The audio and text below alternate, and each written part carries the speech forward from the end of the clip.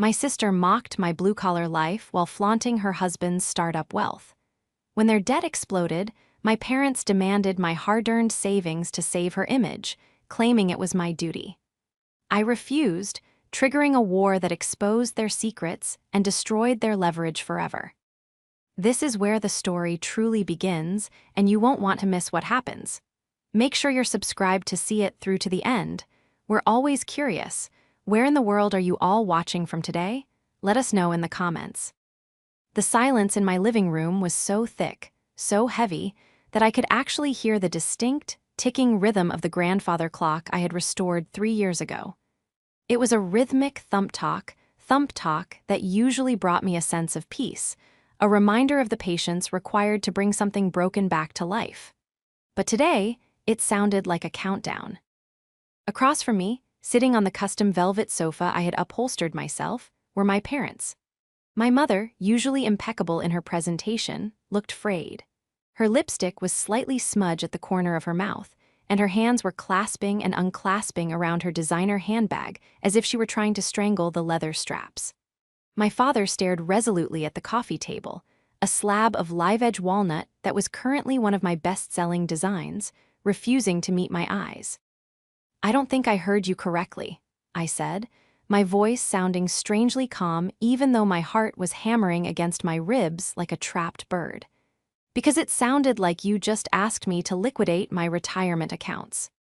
My mother finally looked up, her eyes swimming with a frantic, desperate energy that I hadn't seen since my sister, Elizabeth, had failed her bar exam the first time. "Not all of it, Chloe, just enough to stop the bleeding. We did the math. If you and Leo pull from your savings and maybe take a small equity line on this house, since it's fully paid off, thank God, we can cover the bridge loan until Finley gets his next round of funding." I leaned back, the wood of my chair pressing against my spine. "You want me to mortgage my house, the house Leo and I built with our own hands, to pay for Finley's debts?" "It's not debts, Chloe," my father snapped, finally speaking. His voice was rough, defensive. "It's a liquidity crisis. It's a temporary cash flow issue. Finley is a visionary, but the market is volatile right now. They just need a bridge." "A bridge," I repeated, tasting the bitterness of the word. "Finley has been building bridges to nowhere for 5 years, Dad. And now that the ground has crumbled beneath him, you want me to be the foundation." "We are family." My mother's voice rose to a shrill pitch. She stood up, pacing the small space of our living room, her heels clicking aggressively on the hardwood floors I had sanded and stained myself. "Elizabeth is your sister. She is pregnant, Chloe. Do you want her on the street? Do you want your niece or nephew born in a rental apartment? They are losing everything. The house in the hills, the cars, the club membership, the bank is calling in everything. They need a terrifying amount of money by Friday, or the foreclosure process starts." "So, let me get this straight," I said, standing up slowly. I was still wearing my work apron, covered in fine sawdust from the workshop out back. I saw my mother's eyes flick to the dust on my jeans with that familiar look of distaste. "Elizabeth and Finley spent 5 years laughing at Leo and me. They called us quaint. They called us simple. They mocked Leo's work van parked in the driveway. And now, because they leveraged themselves to the hilt for a lifestyle they couldn't actually afford, you want us, the simpletons, the people with the dirty jobs, to fix it." "It's not about that," my father grumbled, wiping sweat from his forehead. "It's about duty. You have the stability, you have the cash, we know you do. You haven't spent a dime in 10 years. You owe it to this family to step up when things get hard." I looked at them, really looked at them. I saw the panic, yes, but underneath it, I saw the entitlement. The absolute, unshakable belief that my resources were simply a reservoir for Elizabeth to drain whenever she got thirsty. "I can't do it," I said quietly. "Can't," my mother froze, "or won't?" "Won't," I clarified. "I won't set myself on fire to keep Elizabeth warm, not this time." My mother's face twisted into something ugly, a mask of pure venom that replaced the desperation. "You selfish, jealous little girl. You've always been jealous of her shine, haven't you? You want to see her fail. You want to see her humbled because you're stuck here in this workshop life, while she was destined for greatness. The words hit me like a physical blow, winding me. The betrayal was worse than the diagnosis of a terminal illness. It was a confirmation that to them, I was nothing more than an insurance policy for the child they actually loved. "Get out," I whispered. "We aren't leaving until you sign a check," my father said, crossing his arms. "Then you'll be waiting a long time," I said, reaching for my phone. Because Leo is on his way home, and he has a lot less patience for bullies than I do. After they finally left, storming out with threats of disownment hanging in the humid afternoon air, I didn't cry. I think I was past the point of tears. I walked into the kitchen and mechanically began to make coffee, my hands trembling only slightly as I scooped the grounds. The adrenaline was fading, leaving behind a cold, hollow ache in my chest. I looked around my kitchen. It wasn't a chef's kitchen like the one Elizabeth had plastered all over her Instagram feed last year. It didn't have imported Italian marble or a smart fridge that could tweet, but it was beautiful. Leo had installed the cabinetry himself, perfectly leveled, soft close hinges, solid oak. I had carved the detailing on the crown molding.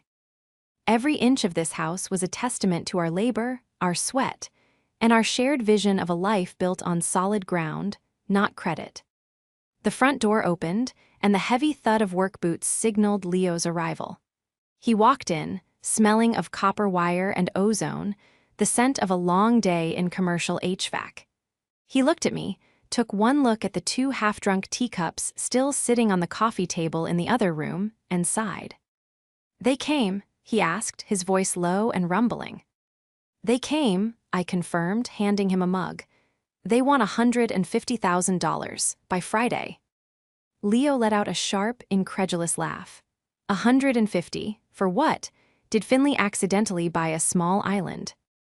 "To save the house," I said, leaning against the counter. "Apparently, the next round of funding dried up.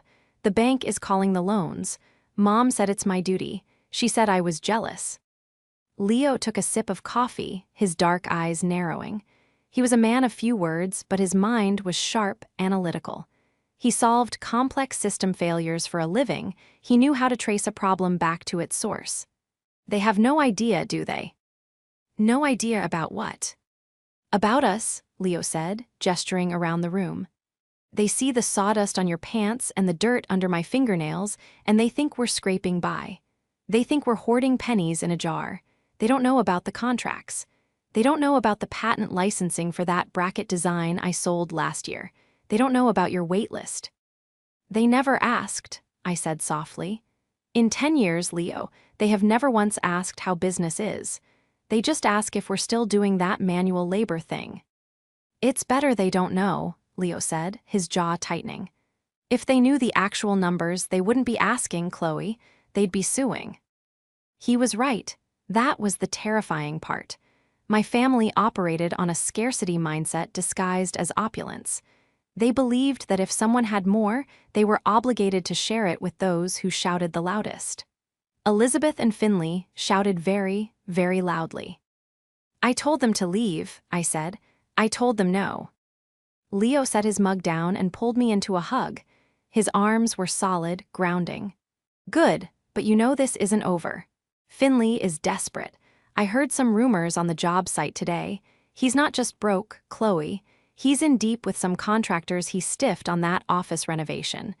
If he's sending your parents to shake us down, he's out of options." I buried my face in his work shirt. "I just wanted them to be proud of me, Leo. Just once. I wanted them to see that building something real is better than selling smoke and mirrors." "They can't see it," Leo said, pulling back to look at me. "They're blinded by the flash, but they've forgotten one crucial thing." "What's that?" "We own the ground we stand on," Leo said, a dark, protective glint in his eye. "They're standing on a trapdoor, and they just handed us the lever." I thought about the file tucked away in our safe upstairs. The file that contained not just our financials, but the deed to the property adjacent to my parents' house. A purchase we had made through an LLC 3 months ago, planning to surprise them by building a guest cottage for their retirement. A surprise that was now curdling in my stomach. They think I'm just their daughter, I whispered, the realization hardening inside me like cured epoxy. They think I'm the little girl who follows orders. They have no idea who they just declared war on. To understand why my mother's words cut so deep, you have to understand the mythology of my family. In the gospel of our household, there were two roles, the star and the support staff. Elizabeth was the star. She was born glowing, according to my mother. She was pretty, loud, and demanding. She excelled in things that looked good on paper: cheerleading, student council, prom committee. She wasn't particularly bright, GHT academically, but she had a way of charming people into doing her work for her. I was the support staff. I was quiet, studious, and good with my hands. When Elizabeth needed a diorama for history class, I built it. When her prom dress tore an hour before the limo arrived, I sewed it. I was the fixer, the reliable one, the one who didn't need praise because the satisfaction of a job well done was supposed to be enough. I didn't go to the expensive private university Elizabeth attended. My parents told me money was tight that year. Elizabeth's tuition was astronomical, so I went to community college and apprenticed with a local cabinet maker. I didn't mind. I loved the wood. I loved the smell of cedar and the resistance of oak. I loved taking a rough, ugly block and revealing the beauty hidden inside. It felt honest. Then came Finley. Finley entered our lives 5 years ago like a hurricane made of buzzwords and cologne. He was a tech evangelist, whatever that meant. He met Elizabeth at a gallery opening, and within months, they were the power couple of the century. I remember the first time I met him. It was Thanksgiving. Leo and I had been married for 2 years. We were happy, tired, and covered in the frantic energy of people building small businesses from the ground up. Leo had just started his own HVAC company, and I was finally getting commissions for custom dining tables. Finley walked in, wearing a suit that cost more than my truck, and looked Leo up and down. "So, you fix air conditioners?" Finley asked, swirling a glass of wine my father had poured for him. A vintage my father claimed he was saving for a special occasion, one he hadn't opened for my wedding. "I design and install climate control systems for large-scale commercial buildings," Leo corrected politely. Finley chuckled. "Right, blue collar, essential, I guess. Someone has to keep the servers cool while the real work happens, right?" Elizabeth laughed, a high, tinkling sound that grated on my nerves. "Oh, Finley, don't tease. Leo is very handy, and Chloe makes chairs." "Furniture design," I muttered. "Cute," Finley said, dismissing us entirely. "We're actually in the pre-seed round for my new venture, Vapor. It's going to disrupt the supply chain logistics market using blockchain integration." He spent the next 4 hours talking about scalability, burn rates, and disruption.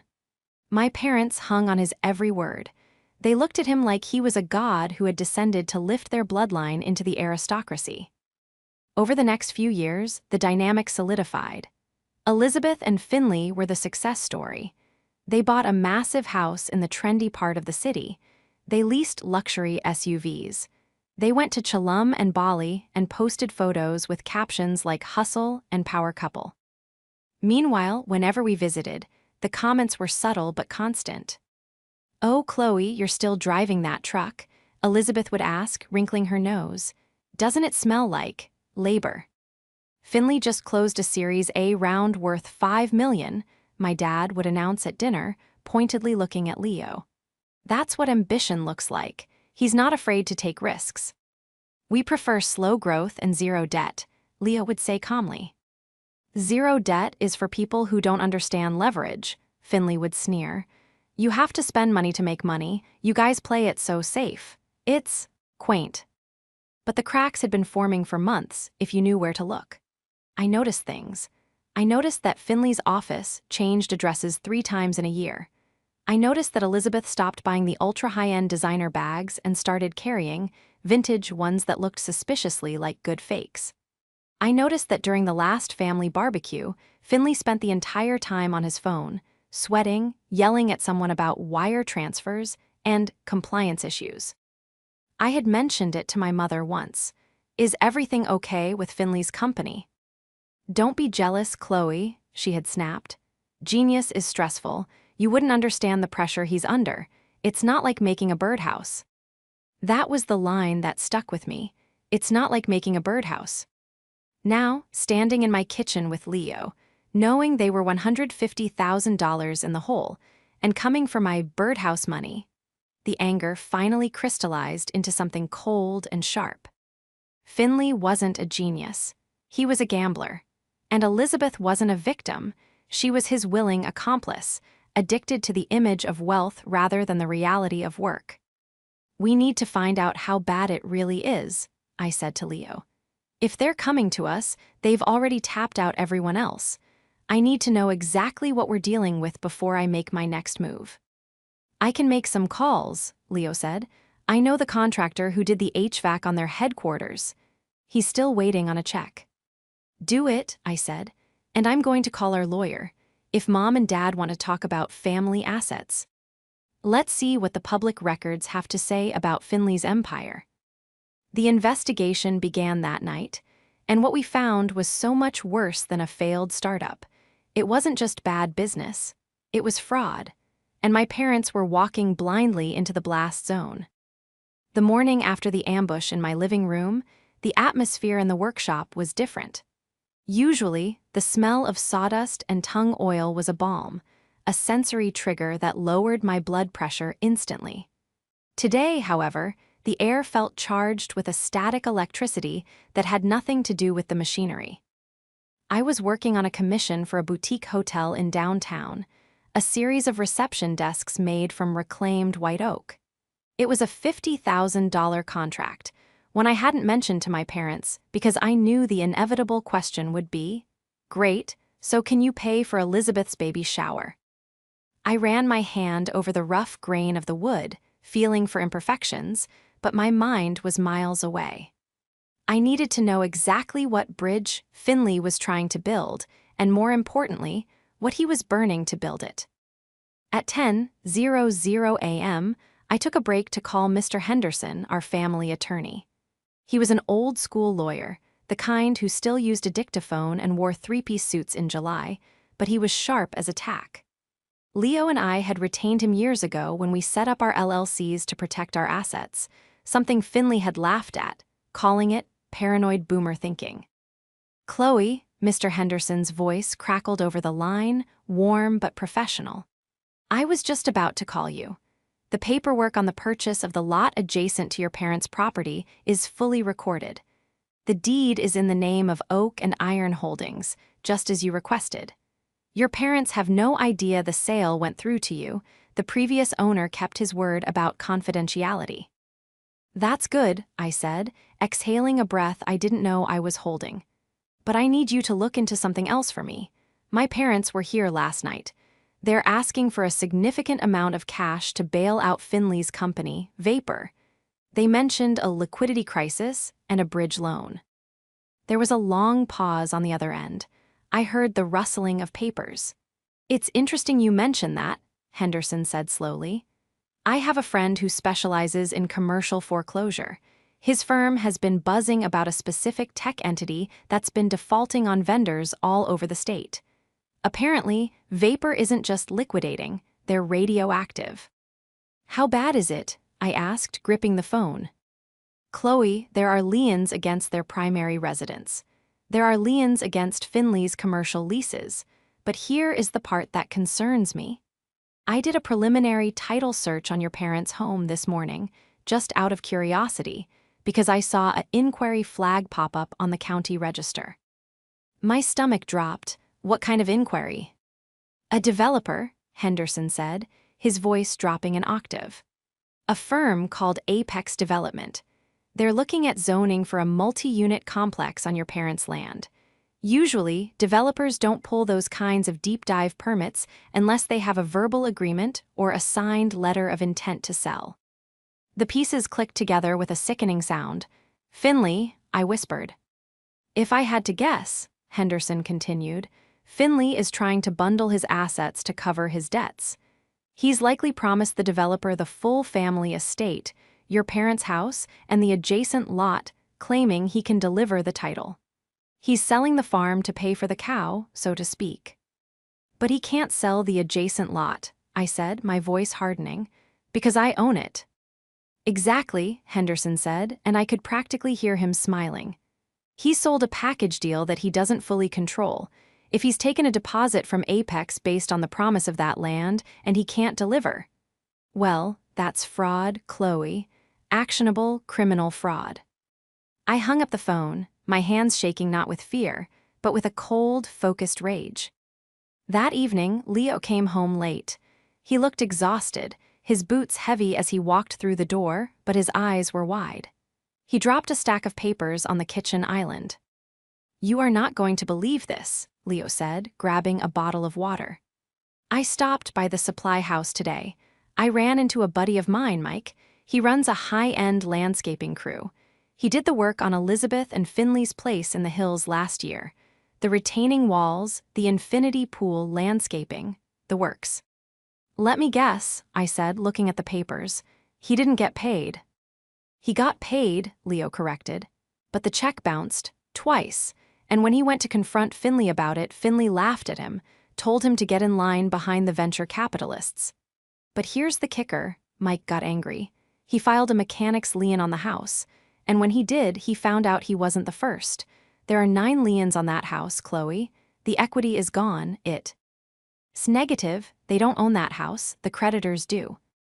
I looked at the stack of papers Leo had brought, printouts from the public records. It was a graveyard of bad financial decisions. "They're drowning," Leo said softly, "and they want to drag your parents down with them to use as a raft." "They're trying to sell Mom and Dad's house," I told him, relaying what Henderson had said. "Finley is trying to liquidate their retirement home to pay off his bad bets." Leo's face went dark. "Does he know about the lot?" "No," I said. "He thinks the neighbor still owns it. He thinks he can bully Mom and Dad into selling, buy the neighbor's lot with the proceeds, and flip the whole package to the developer." Leo looked at me, a slow, grim smile spreading across his face. "So, he's promised a developer a puzzle that's missing the centerpiece."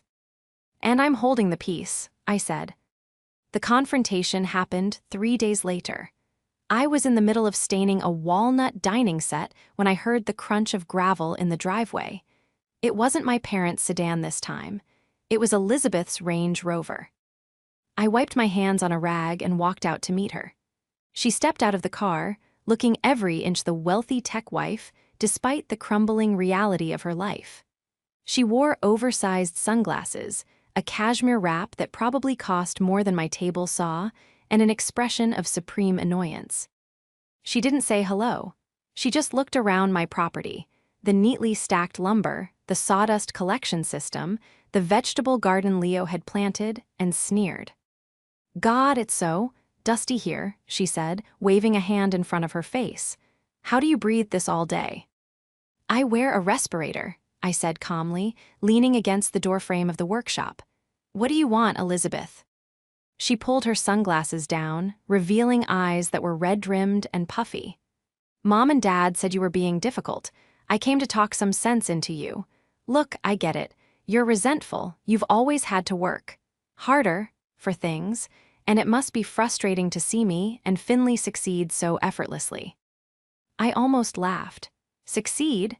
Elizabeth, your house has 9 liens on it. Your husband is bouncing checks to landscapers." Her face went pale, her composure cracking for a split second before she plastered the mask back on. "That's just administrative noise. It's a cash flow timing issue. Once the bridge loan clears, all of that goes away, but we need the liquidity now. Finley has a deal in the works, a massive real estate play involving Mom and Dad's land that is going to net us millions, but we need capital to close it." "A real estate play," I repeated. "You mean selling Mom and Dad's house to a developer?" Elizabeth froze. "How did you?" "No, we aren't selling their house.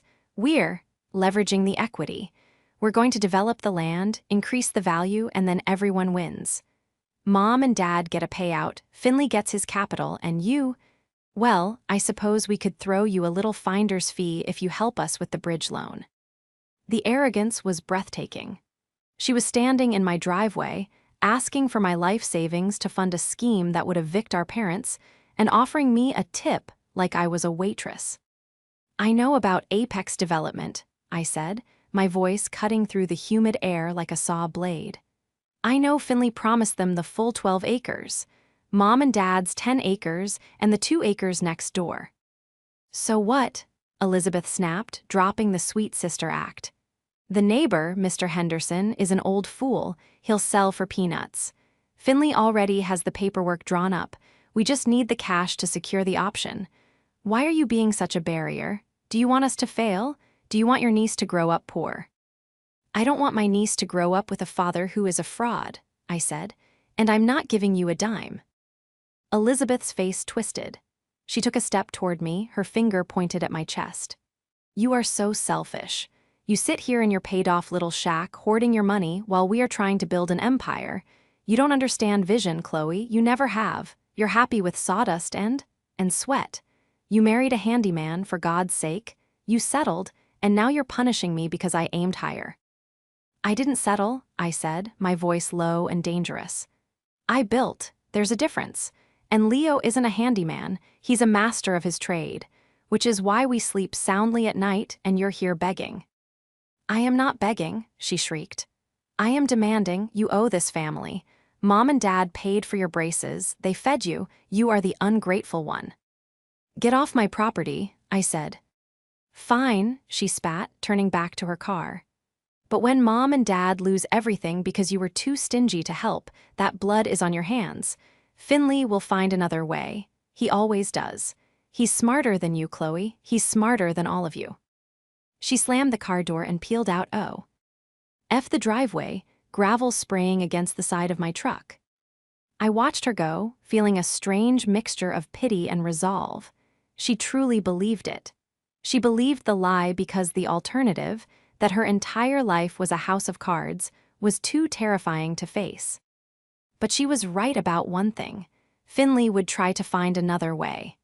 And that meant he was going to push the deal with Apex through, regardless of who he had to hurt. I pulled out my phone and texted Leo. "Phase 2 initiated. She knows I know about the developer. They're going to move fast." Leo replied instantly. "Let them run. We're holding the finish line." The fallout was immediate. 2 days after Elizabeth's visit, my phone began to ring. It wasn't my parents'. It was a number I didn't recognize. "Is this Chloe Vance?" a gruff voice asked. "Yes." "This is unverified, but I'm looking for a Finley Doran. You're listed as a reference on a credit application for a vehicle lease. We haven't been able to reach Mr. Doran regarding the repossession of the Porsche Cayenne." "I never agreed to be a reference," I said, my blood boiling, "and I certainly didn't co-sign anything." "Well, your name and social are on the application, ma'am, along with a Leo Vance." I hung up, my hands trembling with rage. Identity theft. He had used our information. I called Leo immediately. He checked his credit monitoring app. There it was, a hard inquiry from a luxury leasing agency 3 months ago and a delinquency notice that had just posted. "He forged our signatures," Leo said, his voice terrifyingly calm. "That's a felony, Chloe." "We need to go to the police," I said. "Not yet," Leo said. "We need to go to your parents first. We need to show them everything. If we go to the police now, they'll hate us forever.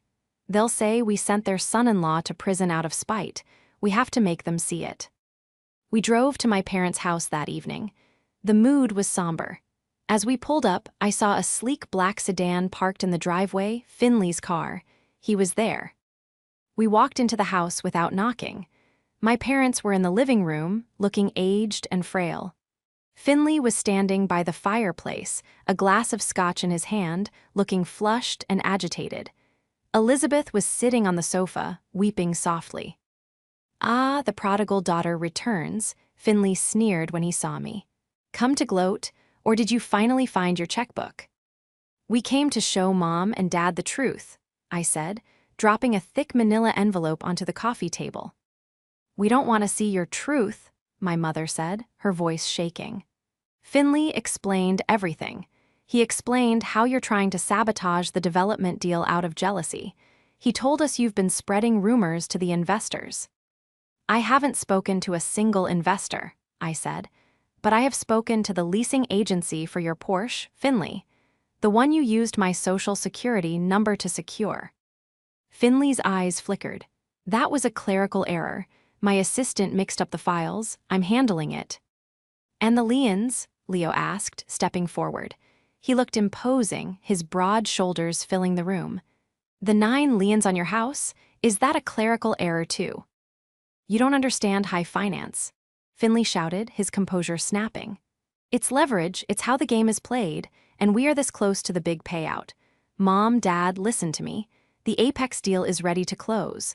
They are offering $2 million for the land. $2 million. That wipes out the debt, it buys you a condo in Florida, it sets everything right. All you have to do is sign the power of attorney over to me so I can expedite the title transfer. My father looked at Finley, hope warring with fear in his eyes. $2 million. Yes, Finley urged. But we have to move now. The offer expires in 48 hours. The only thing holding it up is the adjacent lot. I need to secure the rights to that 2 acres to make the parcel big enough for their plans. I'm meeting with the owner, Mr. Henderson, tomorrow. He's old. He'll sell for 50 grand if I wave cash in his face. I looked at my parents. They were teetering on the edge of the cliff. They wanted to believe him so badly. They wanted the magic solution. Dad, I said softly, don't sign the power of attorney. Chloe, stop it, my mother cried. You're trying to ruin us, $2 million. Why do you hate us? I don't hate you, I said. I'm trying to save you. Finley can't sell that lot. Of course I can, Finley barked. I'm a negotiator. I can sell ice to an Eskimo. You can't sell it, I said, my voice steady and clear, because Mr. Henderson doesn't own it anymore. Finley froze. What? Mr. Henderson sold that lot 3 months ago, I said. To who? Finley demanded, his eyes darting around the room. Who bought it? Apex. Did they go around me? No, I said. I reached into the envelope and pulled out the deed, placing it on top of the pile. He sold it to OA. K and Iron Holdings. Finley squinted at the paper. Who the hell is Oak and Iron Holdings? Leo crossed his arms and smiled, a cold, predatory smile. We are. The silence that followed was absolute. Finley's face drained of color, turning a sickly shade of gray. Elizabeth stopped crying and looked up, her mouth open. My parents looked back and forth between us, confusion clouding their faces. You own the lot, my father stammered. We own the lot, I confirmed. And we are not selling, which means your deal with Apex is dead, Finley. The parcel is too small without our land. You have nothing to sell. Finley stared at me, the glass of scotch shaking in his hand. The reality was crashing down on him. The trap wasn't just set, it had already snapped shut on his leg, and he was only now feeling the pain.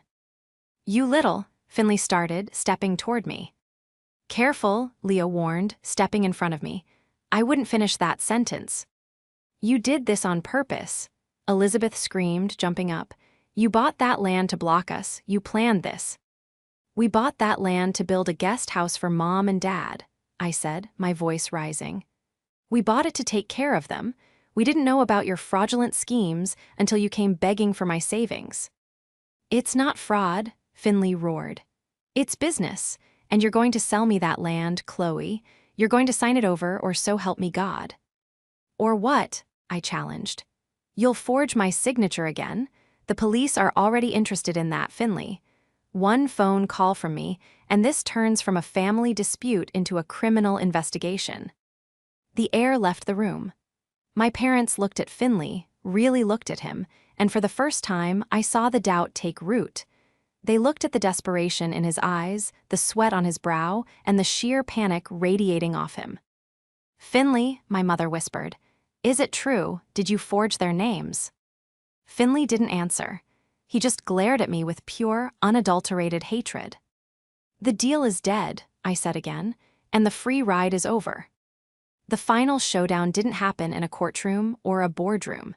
It happened, fittingly, at a spectacle of Finley's own making. Despite the devastating revelation at my parents' house, Finley hadn't given up. Denial is a powerful drug, and Finley was overdosing on it. 2 days after we exposed his lie about the land, an invitation arrived. It was for a strategic partnership gala combined with a gender reveal party for the baby. It was being held at the local country club, a venue I knew for a fact required a significant deposit. "He's doubling down," Leo said, holding the heavy cardstock invitation. "He thinks if he creates enough social pressure, if he announces the deal publicly, we'll be shamed into selling the land to save face for the family."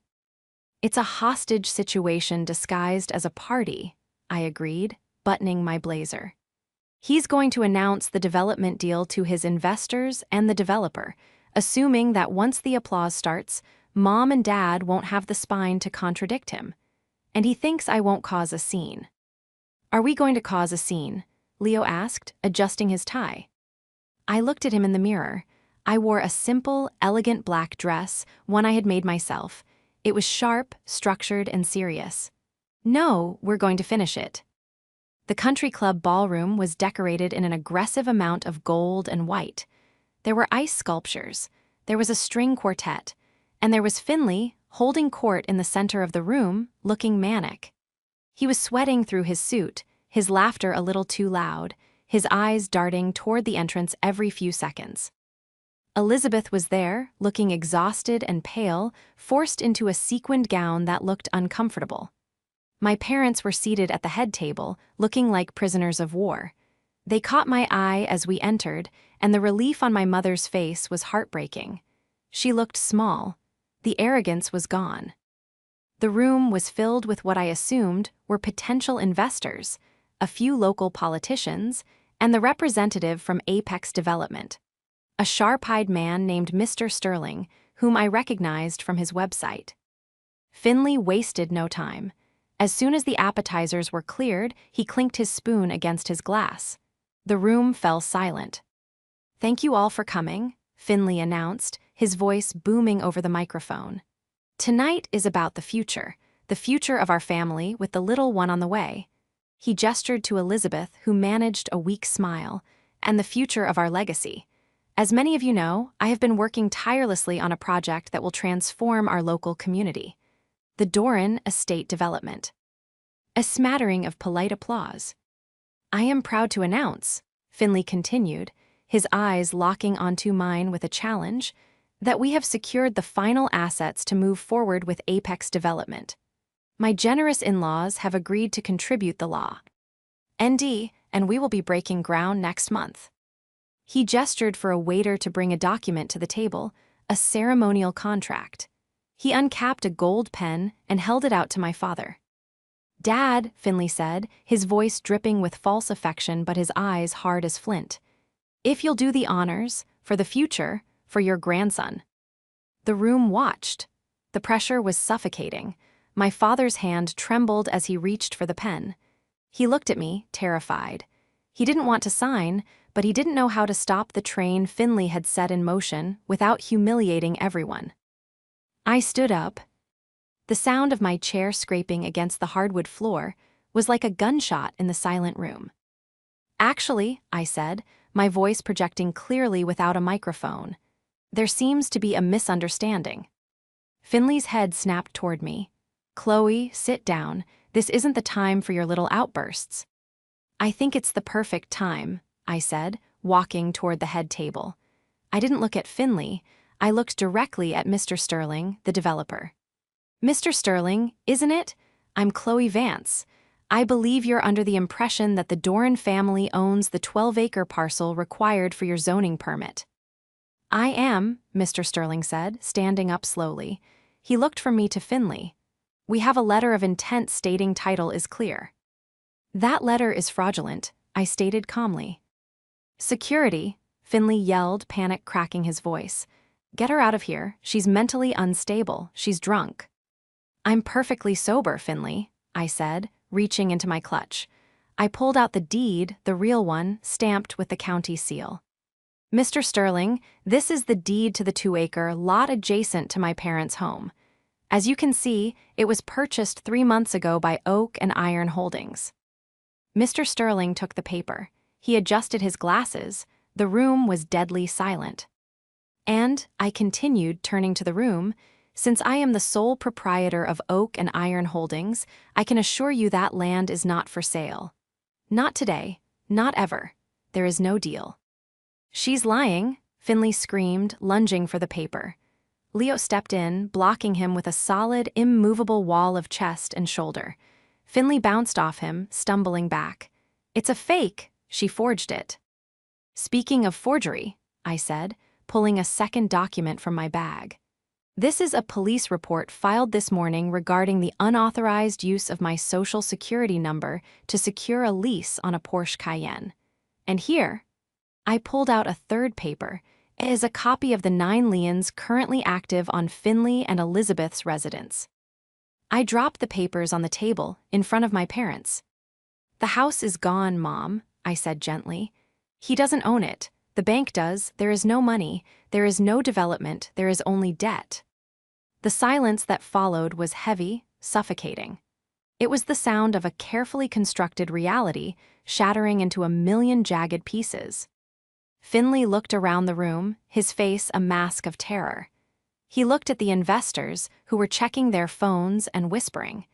He looked at Mr. Sterling, who was frowning deeply and putting the deed back on the table. Finley, Elizabeth's voice was barely a whisper. She stood up, her hand on her stomach. Is it true, the liens? Liz, baby, don't listen to her, Finley pleaded, sweating profusely. It's a cash flow issue. I can fix it. I just need them to sign. You said you paid off the house, Elizabeth said, her voice rising. You said the notices were mistakes. You said we were safe. We are safe, Finley yelled, grabbing her arm. I just need the land. Make them sign, Liz. Tell them to sign. Elizabeth looked at his hand on her arm, then at his desperate, wild face. For the first time in 5 years, the spell broke.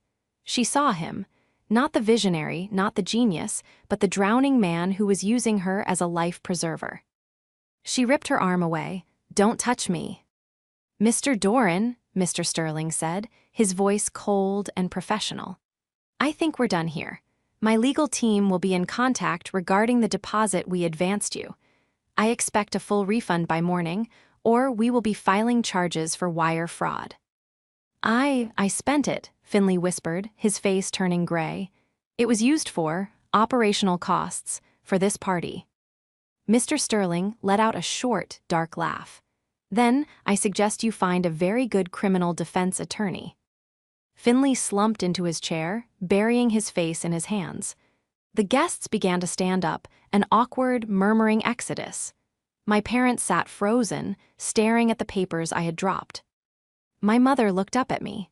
Her eyes were filled with tears, but for the first time in my life, I didn't see disappointment. I saw shame, pure, unadulterated shame. Chloe, she whispered. Let's go home, I said to Leo. I think we're done here. The fallout was swift and brutal, exactly as Leo had predicted.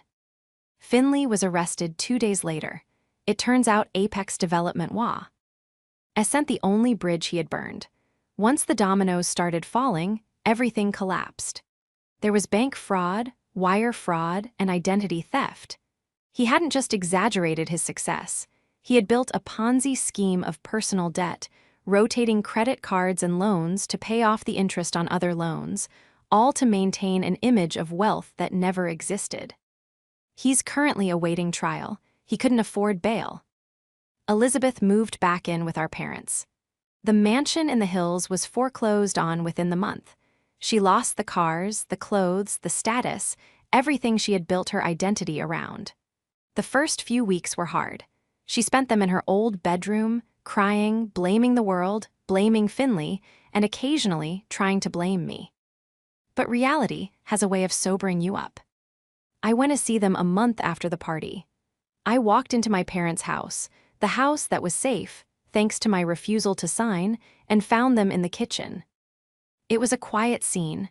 My mother was making tea. Elizabeth was sitting at the table, no makeup, wearing sweatpants, looking through job listings on her laptop. My father was staring out the window at the garden. When I walked in, the tension was immediate, but it wasn't hostile. It was fragile. "Chloe," my mother said, setting the kettle down. She looked older. The stress of the investigation and the public humiliation had taken a toll. I didn't think you'd come." "I brought some swatches," I said, placing a booklet on the table. "For the nursery. If Elizabeth is going to be staying here, I thought maybe we could convert the old guest room. I can build a crib. Walnut, maybe, something sturdy." Elizabeth looked up from her computer. Her eyes welled up. "You do that after everything I said." "The baby didn't say any of those things," I said softly. "And neither did you really. You were repeating what he told you." Elizabeth shook her head. "No, I wanted to believe it. That's the worst part, Chloe. I knew, deep down, I knew the math didn't add up. But I liked being the successful one. I liked looking down on you because it made me feel safer. I'm so sorry." She started to sob, deep, racking sobs of a woman who had lost her way. I walked over and hugged her. It was the first time we had hugged in years. "I'm sorry too," my father said, turning from the window. His voice was thick with emotion. We were blinded. We thought we were helping. We thought supporting him was supporting the family. We didn't see that you were the one holding the roof up the whole time." "I don't need you to be proud of my money," I said, looking at them. "I just need you to respect my work. Leo and I aren't lucky. We aren't quaint. We are professionals, and we protected this family when you were ready to give it away." "We know," my mother whispered. "We know, you saved us, Chloe, if you had given in. If you had been the good daughter we tried to force you to be, we would be homeless right now." "I am a good daughter," I corrected her gently. "I'm just not an obedient one." The reconciliation wasn't magical. It didn't fix everything overnight. My parents still struggle with the shame of being duped. Elizabeth has a long road ahead of her, single motherhood, bankruptcy, and rebuilding her life from scratch. But she's learning. She got a job as a receptionist at a dental office. It's not glamorous. It's not visionary. But it's honest work, and she gets a paycheck every 2 weeks that actually clears. As for Leo and me, life went back to normal, but with a new lightness. The weight of my family's judgment was gone, replaced by a quiet, somewhat odd respect. A few nights ago, Leo and I were sitting on our back porch, watching the sunset over the 2 acres of land next door, the land owned by Oak and Iron Holdings. "What are we going to do with it?" Leo asked, sipping his beer.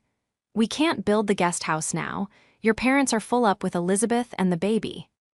I looked at the field, the tall grass swaying in the golden light. I was thinking, maybe a larger workshop. I have a wait list for those reception desks.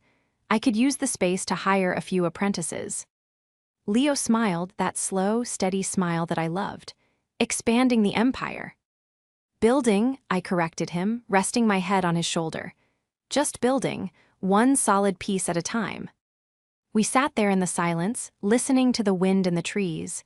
It was a simple sound. It wasn't loud or flashy or disruptive, but it was real, and it was ours.